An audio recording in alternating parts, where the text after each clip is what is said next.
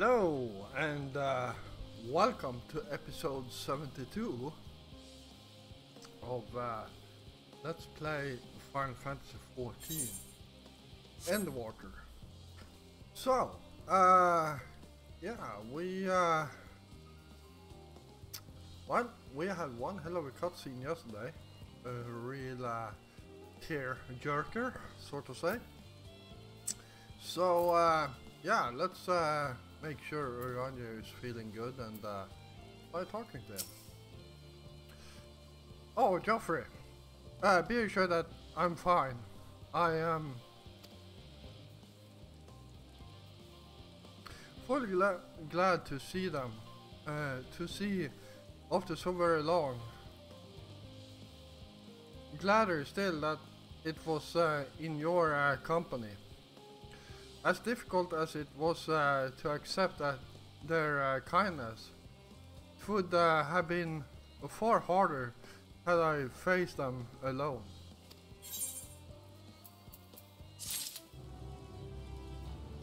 Alright, let's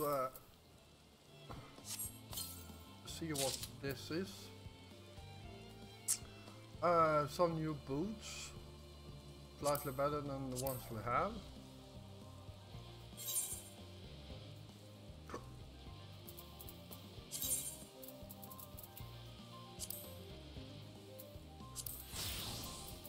Alright.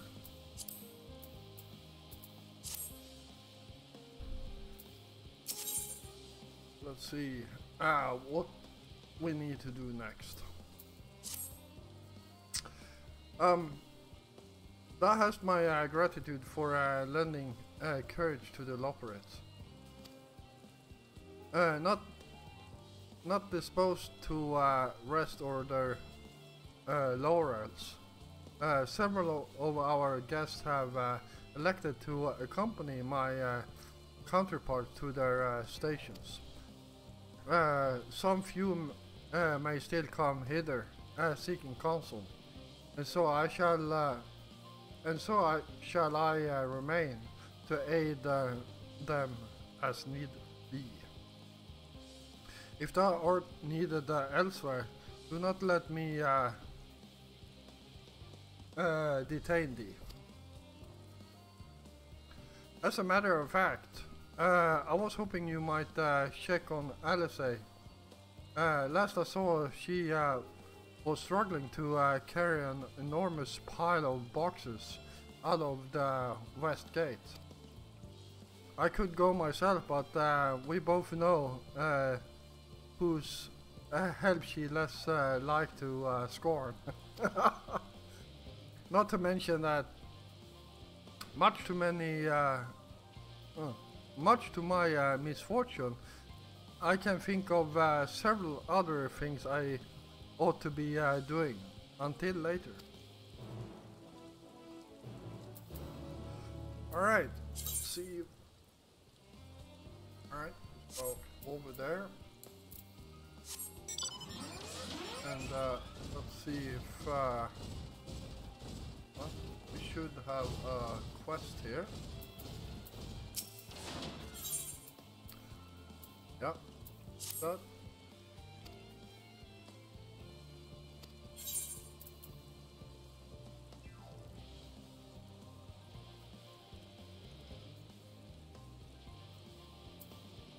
I thought only researchers lived here.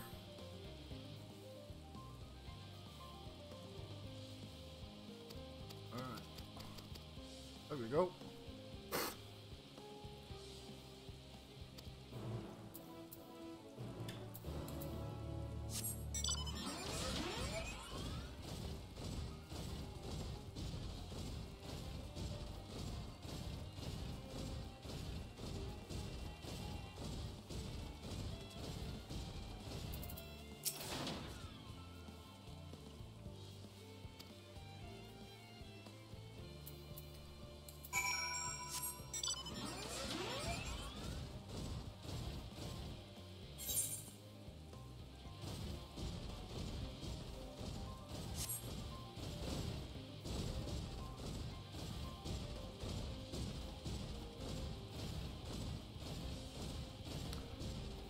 can pick up this one also.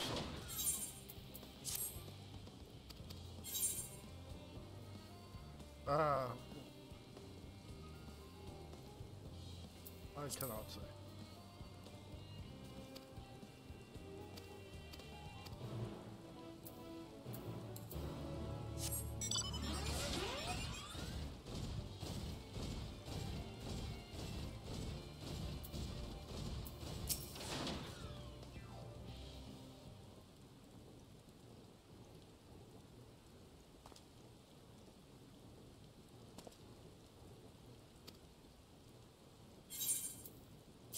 Go.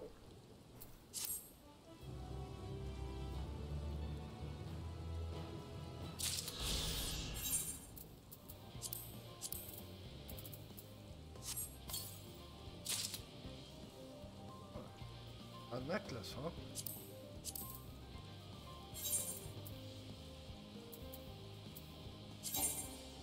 And it appears to be better than one I have.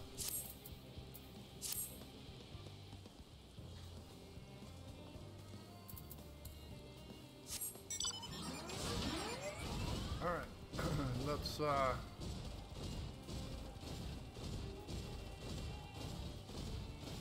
see what we need to do next.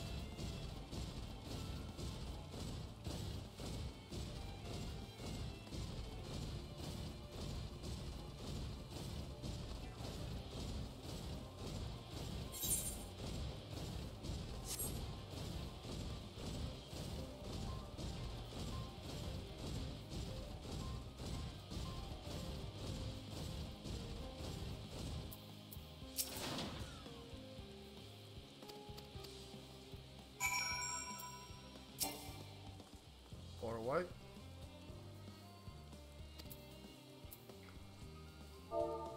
Slash pray.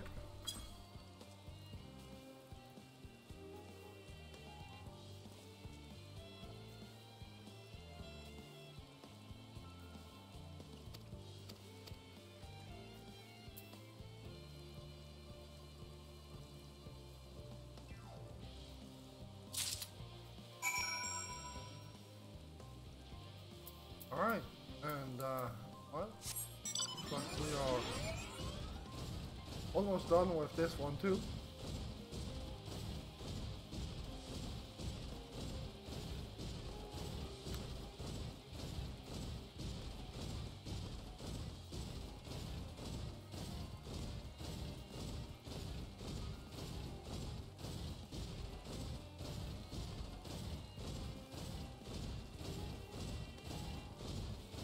So, do we have any more side quests to do? Oh, doesn't look like it.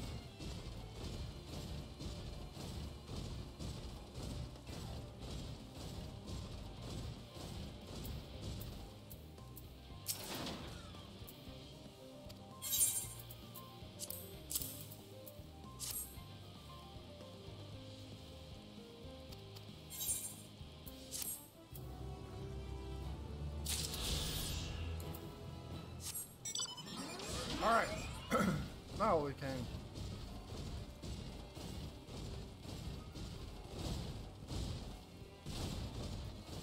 continue with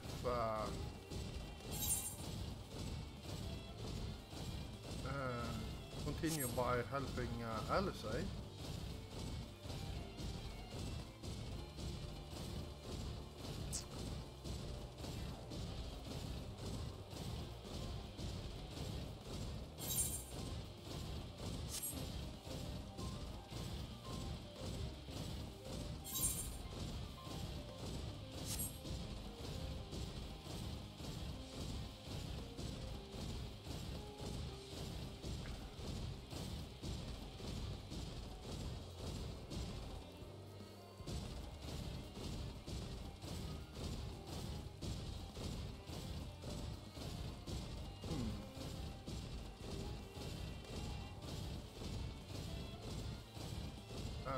Here's Alice.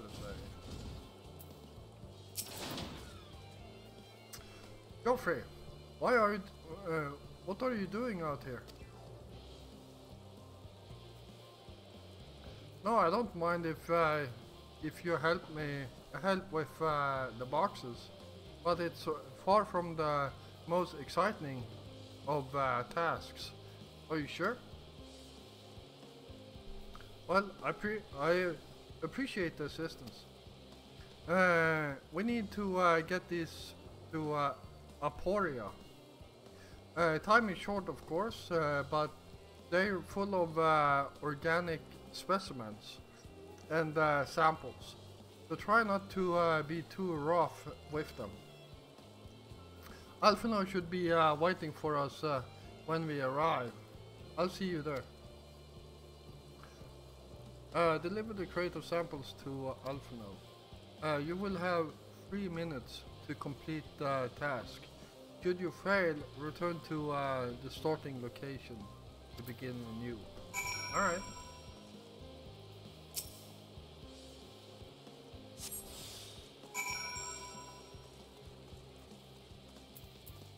And icon.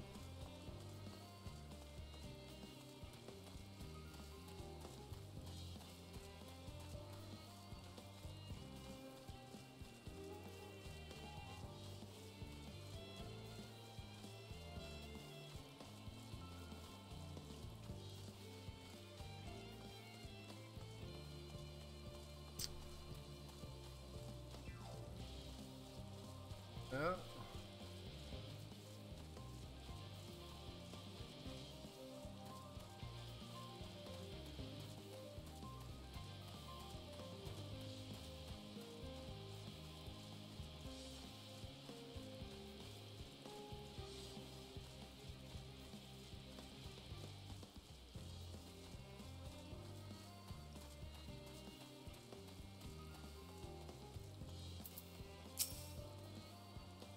Oh, you're helping with the crates? Wonderful.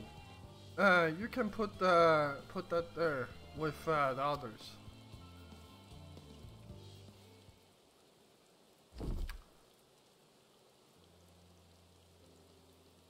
You have my gratitude, but how did you come? Oh crap! Ha! Then I suppose I have a thank you to thank as well.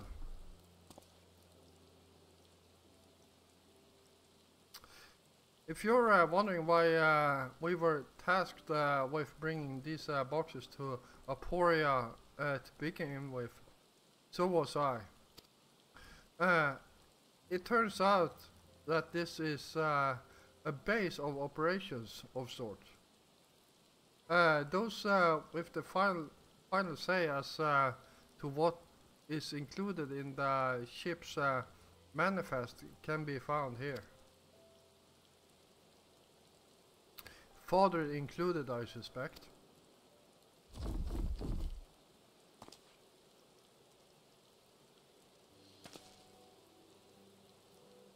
That should be everything.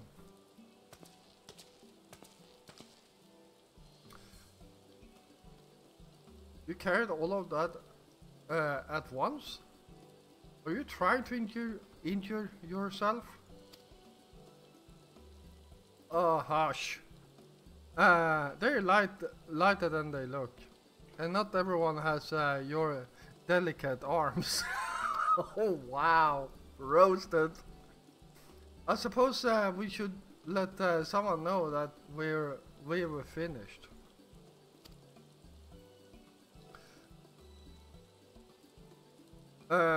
Theopaldin is is in the courtyard. We can report to him. Why don't you come along? You should get credit for your assistance at least. Considering where we are, we might even learn something interesting.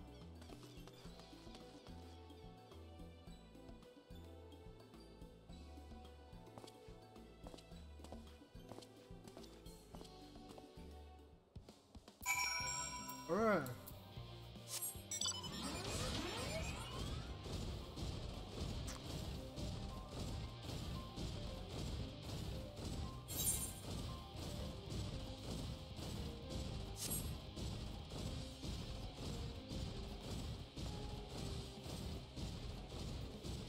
Alright, here we go.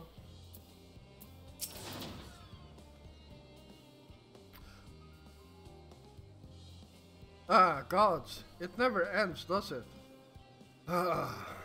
What can I do for you? We brought samples from Charlie and Hamlet. Series 110. The crates are by the entrance. Oh, thank you. I had expected one of my colleagues, but we are dreadfully short-handed. Just a moment. You're Fortunal's children, are you not? Alphenode and Alice at your service. You're well acquainted with father, I take it? Quite. I've been friends with your parents since our days at the studio. I remember when you were yay high, wadding hither and thither. Clearly, it's been quite some time since we've met. It's good to see you again,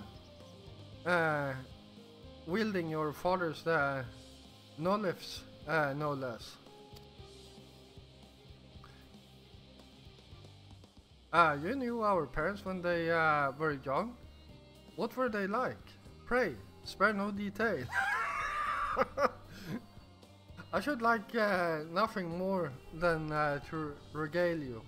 Alas, I am meant to be in charge here, and reams of paperwork want for submission. We can help with that in exchange for the sort of stories our parents would never willingly divulge, of course.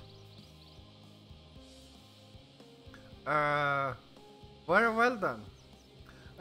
There happen to be 3 sets of documents in need of delivery. So how about you each take one?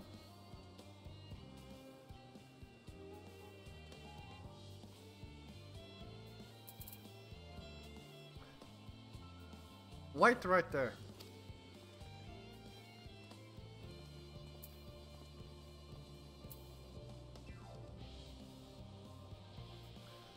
You will find a forum representative waiting to collect these near the southernmost structure.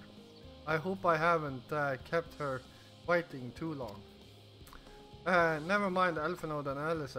I'm certain they will be back soon enough.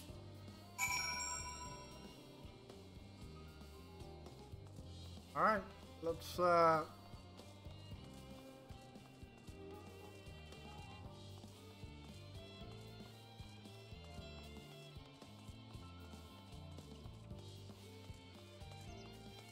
there's... Are you not one of the Scions of the Seventh Dawn? I thought you were meant to be working on the Etherburn.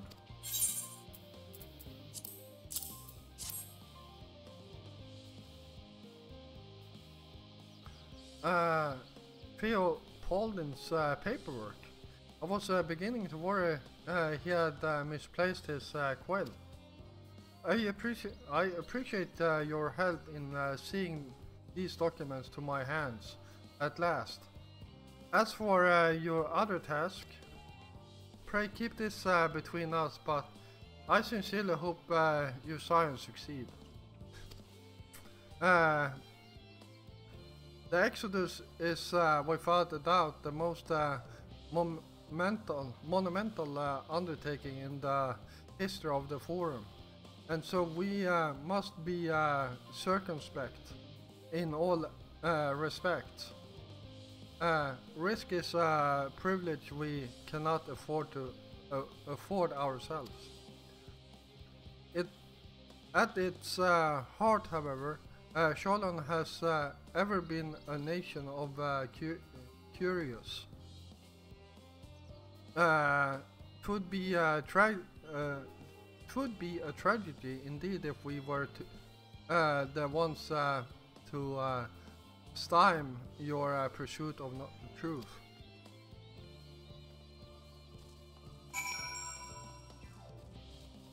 All right.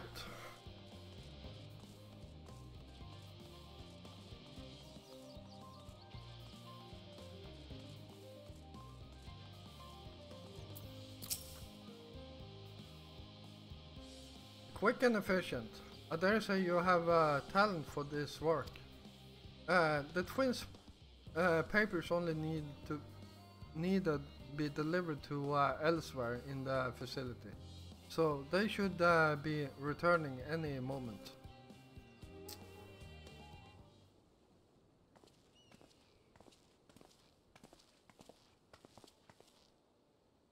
We returned. With not a scrap of paperwork remaining on our persons, you will note. You both have my thanks, and my apologies for sending you on errand far below your ambitions.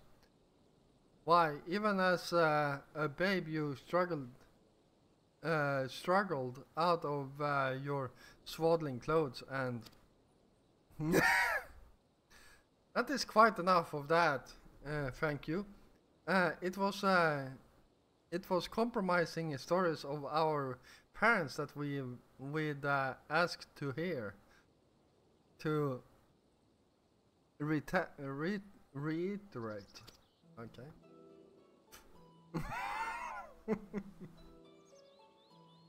Of course. I know your father for so long. I must have something. Huh. Well, as you know, part of why the Levier name garners such respect in Sholian is your family's storied history. You two can trace your ancestry directly to those who came aboard Nincraft's Hope, a lineage few can claim. I never thought much of it myself. It's not as for our forebears founded our nation. They were simply there when it happened. Nevertheless, it has traditionally been a point of pride. 'Tis why Nincraft Nincraft's pronouncement renounce the ways of war and pursue enlightenment through knowledge and reason. Has ever been our family creed. Until your grandfather's time, Archon Louisois looked not to Nincraft's words, but his deeds. He asserted in defense of his peers that choosing to save the great and the small from the rising tides was the true mark of our founder's virtue. Perhaps it was his expertise, his knowledge of ancient prophecy, and that fall of civilizations that led to him to conclude that to issue conflict at every turn was to consign mankind to his doom.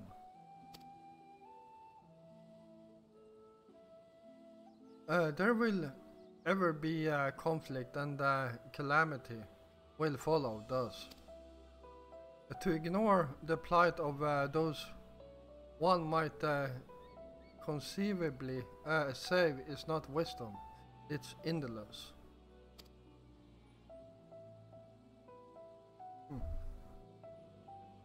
You remember his words. You remember his words well. Indeed, Archon Louisoix lived by that personal creed, and used every means at his disposal to bring succor to those in need, Julian or no. No one loved and admired your grandfather more than his son. Yet Fortuno could not reconcile Louisoix's deeds with the philosophy of their forebears and his peers, a philosophy in which he believed so fervently, yet made a pariah of his father. Fortuno agonized over this contradiction for much of his life. Well, father? A son may carry his father's blood, but his choices are his own to bear. Is it not always thus? God's no Fortuno's cranky old goat, so I'm sure you butt heads often enough. Yet, even so, you must know that you are constantly in his thoughts, every moment of every day. And that is not an exaggeration in the slightest. You should have seen him when you were born. Barely recognizable he was, with a kind of dumbfounded grin I'd not seen since he first took a fancy to your mother. He was practically skipping when he told me the news. Take my word for it, he loves you to an embarrassing degree.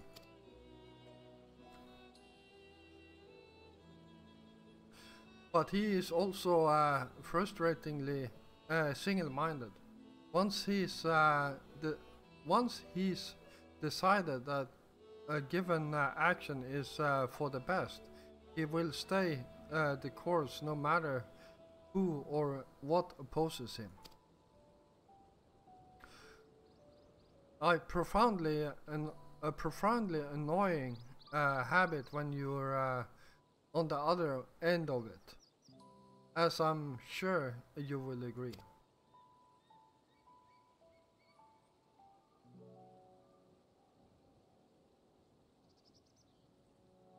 I'll say.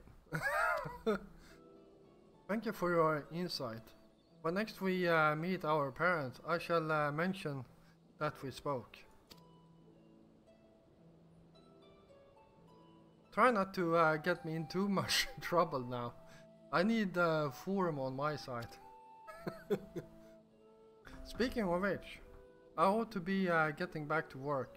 I have to make sure those specimens you brought make it to their proper places, or the cranky old goat will have my hide.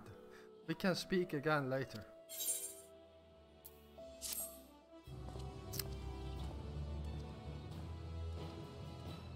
Cranky old goat, huh? Hail, you there. Graha, surely Coco hasn't driven you out of the fort already? For better or for worse, no.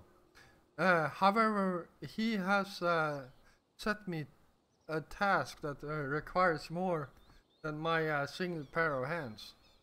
And here you are. I could use at least one of you, but I won't object to more. Unfortunately, Alice and I have prior commitments, and we have delayed too long as it is. What about you, Geoffrey? Can you spare the time?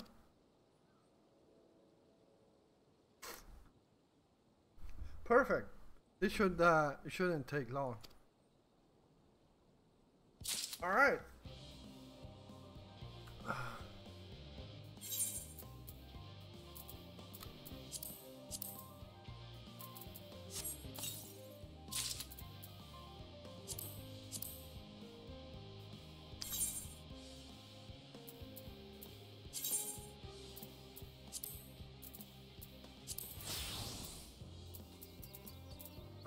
There we go.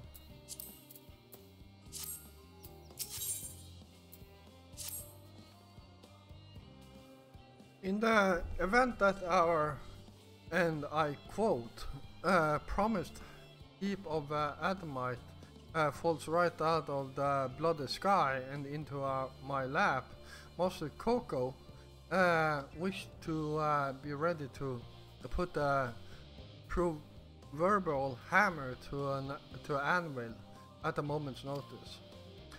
To fabricate these parts, however, he needs the flames in Coco's forge to burn hotter. He sent me to increase the amount of ether being funneled to his furnaces. The flow of fire aspect ether in Labyrinthos is regulated by an elemental reactor south of here, to which I have borrowed the key. The adjustment will require 2 people to carry out safely, but I can explain the process when we arrive.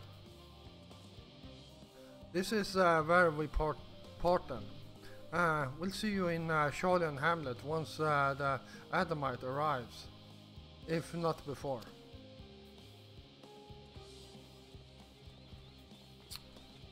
This way then.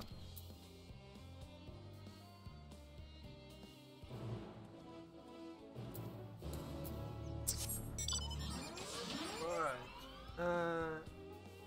Well, we have a few minutes left, so let's get moving.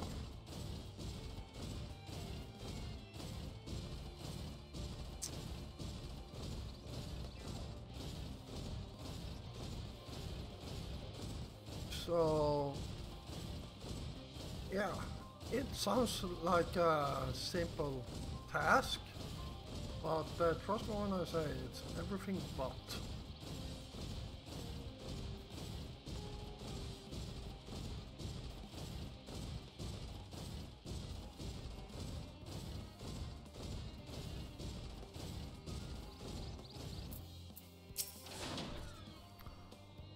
The reactor is housed within this facility.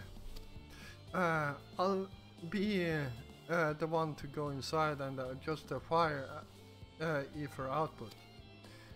When I do, a rather large amount of water aspect of the ether will issue from the vent at the top. I expect this to attract at least a few elementals, which we would both rather not be drawn into the reactor itself. Trust me. Can I ask that you put down any that draw too near? They'll pose you little trouble, I'm sure.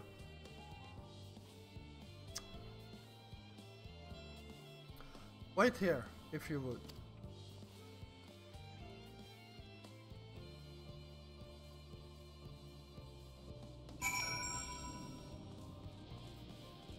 All right.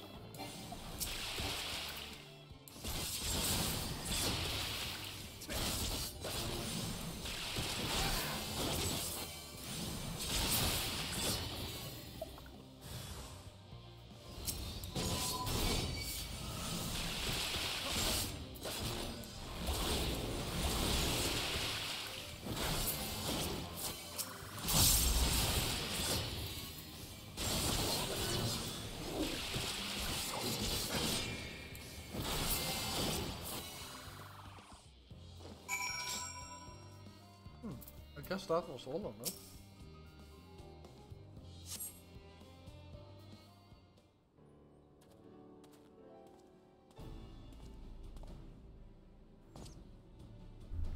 Did everything go smoothly out here?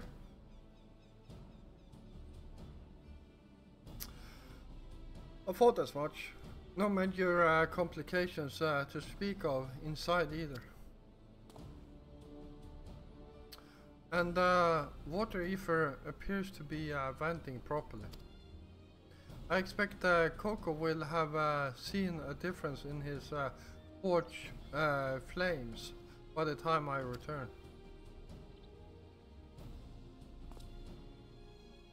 Since I have you, there was another matter I thought to discuss with you.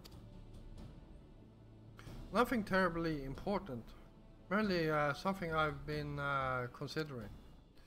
Part of this I share with everyone, yet you and only you have been to Elpis.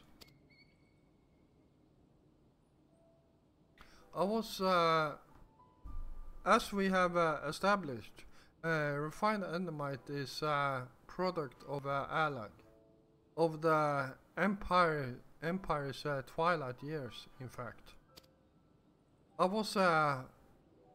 It was a material which saw much use as a part of the Elegance effort to extend beyond the bounds of this world. Dalamud, of course, being the most prominent.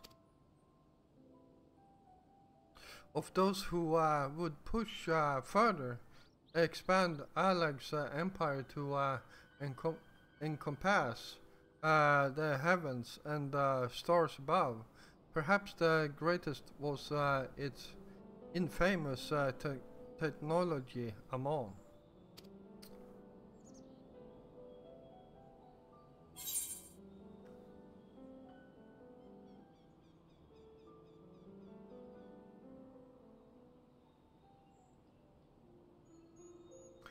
Did he remember his life as Hermes?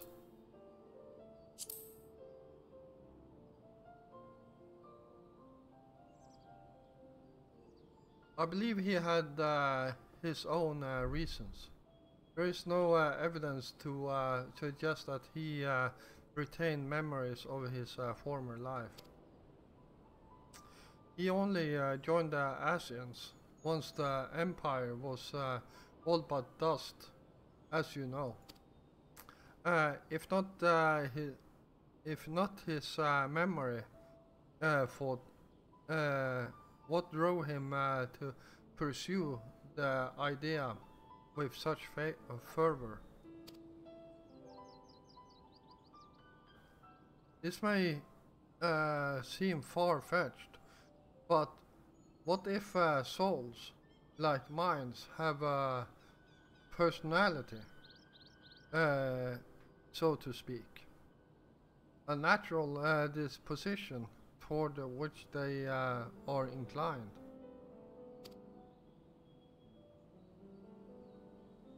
We know with relative certainty that it was the gross decadence and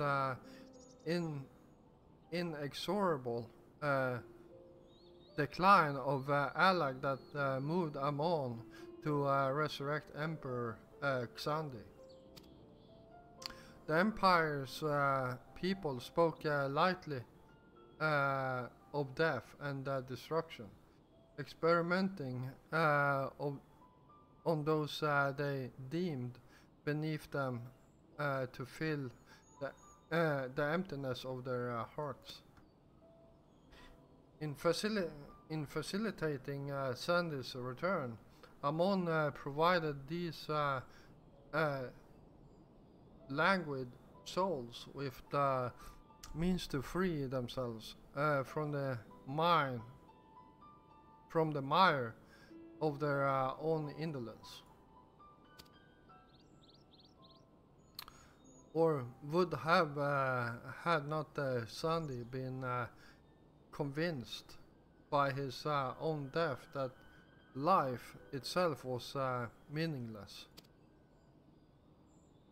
A monster desire for his countrymen to conquer the heavens could only be a means to the same end, to instill the people with a new purpose. Like Hermes before him, Amon was appalled by how those around him lived, but could never bring himself to believe that those those lives were devoid of meaning. And both of them sought that meaning, that hope, in the distant stars. Such is my theory, anyway. Ultimately, it is the consequences of their actions which matter. Their motives are of no moment, and yet to reach those stars on wings of Adamite, to travel to the ends of creation and beyond, the promise of hope everlasting. That much I do understand. But enough musings for now. Why don't we see how Coco is getting on?